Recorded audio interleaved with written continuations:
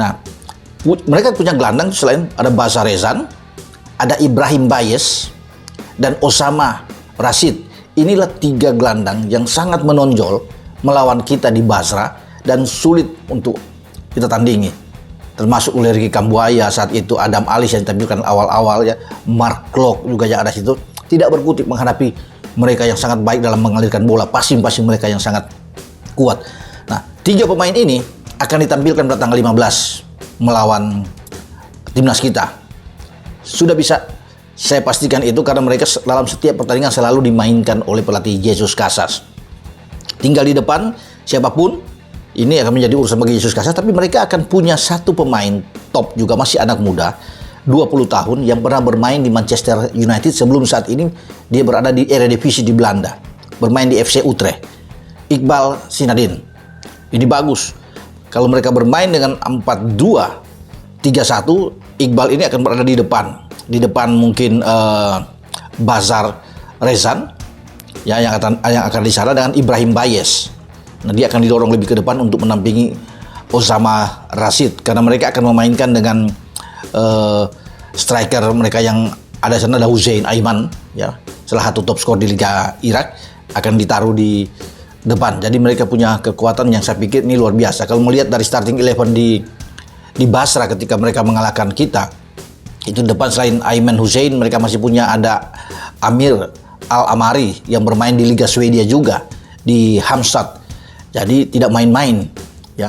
Banyak pemain-pemain Irak ini ada bermain di luar karena mereka menampilkan selain dengan Jalal Hasan, Hussein Ali, Rebin Sulaka, Ali Adnan, Merchandowski ya, yang bermain di Slovakia.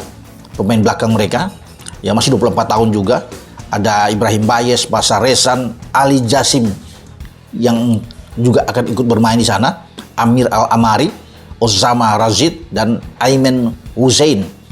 Dengan 2 pemain yang mencetak gol ke gawang kita, ke gawang Nadeo waktu itu, akan tampil di babak kedua. Mereka punya kekuatan merata pemain ini, ada Ali Al-Hamadi dan Yusuf Amin.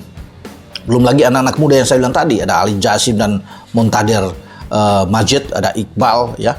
Ini kekuatan yang luar biasa bagi ini. Jadi memang sangat mengerikan Irak ini ya. Dan kalau melihat juga mereka terakhir hanya kalah tipis 1-0 dari Korea Selatan. Korea Selatan tuh berjuang keras sebelum memenangkan pertandingan, dan gol Korea Selatan ke gawang Irak itu dilakukan tidak dari suatu permainan yang sangat baik, itu tendangan spekulasi dari luar kotak penalti yang menggetarkan gawang Irak. Jadi saya tetap mengikuti ya perkembangan berita tentang timnas Indonesia, dimulai dari pembantaian lawan Iran ya kan dengan skor 5-0. Kan saya sudah katakan sebelumnya bahwa timnas Indonesia belum siap untuk tampil di Piala Asia. Memang di laga-laga uji coba hasil akhir bukan merupakan prioritas. Tapi kan kalau dibantai gitu ya, kelihatan lah ada yang nggak jalan di atas lapangan kan. Sebelumnya juga lawan Libya dibantai, terus lawan Libya kalah tipis, tapi ya karena Libyanya juga bertahan. Tapi kan teman-teman banyak yang nggak percaya, ya kan? Ketika saya memberikan analisa saya yang ada, saya sering diserang, ya kan? Saya aja yang jadi pelatihnya. Nah ini komentar-komentar goblok dan tolol seperti ini yang kadang-kadang bikin saya bingung juga. Ya gak mungkin juga saya jadi pelatih kan? Kan saya pengamat. Pengamat itu memberikan analisa sesuai dengan fakta, dan faktanya memang pola permainan dari timnas Indonesia itu memang belum kelihatan ya. Gak tahu nih pola permainannya mau main pakai strategi atau taktik apa. Itu kan udah fakta. Nah akhirnya kebantai juga kan lawan Iran kan. Gak tahu tuh alasannya apa lagi tuh dari Sintayong. Tapi ya memang faktanya belum siap timnas kita. Nah jadi apa artinya? Jadi saya lihat Sintayong akan habis-habisan berusaha ambil 3 poin dari Vietnam sebagai bagian apa ya, cuci dosa. Di awal udah dikeluar dong clickbaitnya. Jadi menang lawan Vietnam akan menjadi cuci dosanya Sintayong, dan nanti akan di framing sebagai sebuah kesuksesan. Bisa dibilang nggak ketika menang lawan Vietnam lebur itu semuanya? Ya makanya Orang bisa lupa kelemahan STY. kalimat awalnya, makanya saya bilang saya mengamati media dan kita orang media, kita lihat kan kita paham yang namanya agenda setting, framing dan sebagainya. Itu kalau baca itu semua, ini memang kesannya akan diarahkan ke sana. Makanya menang lawan Vietnam itu akan sebagai cuci dosanya Sintayong, akan dianggap sebagai sebuah keberhasilan. Ya. STY you harus menang lawan Vietnam. Ya. Selamat lo kalau menang. Media Inggris ramalkan timnas Indonesia kalah telak lawan Irak. Piala Asia 2023 di Qatar turut mencuri perhatian media ternama Inggris, Sportsmole. Bahkan, timnas Indonesia juga ikut jadi sorotan. Gelaran Piala Asia 2023 yang sedang bergulir di Qatar sejak tanggal 12 Januari tahun 2024 memang turut jadi perhatian dunia. Tak sedikit pemain yang merumput Eropa, termasuk dari Liga Inggris, main di Piala Asia Qatar ini. Sportsmole pun mengulas laga per laga Piala Asia 2023 ini termasuk memberikan prediksi skor. Tak terkecuali laga timnas Indonesia melawan Irak dari grup D. Timnas Indonesia akan mengawali matchday 1 grup D dengan menantang Irak di Stadion Ahmed bin Ali, Al Rayyan, Qatar, Senin tanggal 15 Januari tahun 2024 malam ini pukul 21.30 waktu Indonesia Barat. Di atas kertas, timnas Indonesia jadi tim terlemah di grup yang juga dihuni Jepang dan Vietnam ini.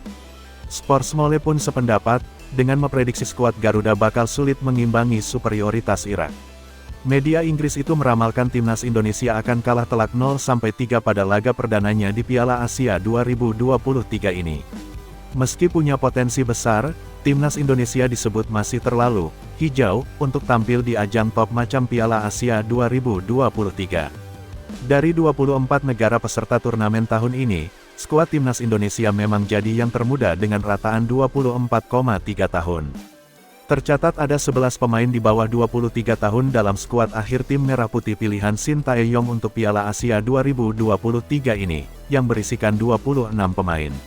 Ada banyak talenta mentah yang bagus di tim Indonesia. Tapi, mereka tak punya banyak pengalaman tampil di turnamen elit macam Piala Asia ini, tulis Sportsmole dalam artikelnya, Senin, tanggal 15 Januari tahun 2024. Mereka berpotensi akan mendapatkan pelajaran berat dari Irak. Irak bisa menang 3-0 pada laga ini, demikian prediksi media tersebut. Timnas Indonesia sendiri belum lama ini memang dihajar Irak dengan skor telak. Main di kandang kebanggaannya di Stadion Internasional Basra pertengahan November tahun 2023 lalu, Irak melibas timnas Indonesia 5-1 pada laga kualifikasi Piala Dunia 2026 zona Asia putaran kedua. Berita selanjutnya, STY keceplosan ngomong, timnas punya senjata rahasia lawan Irak.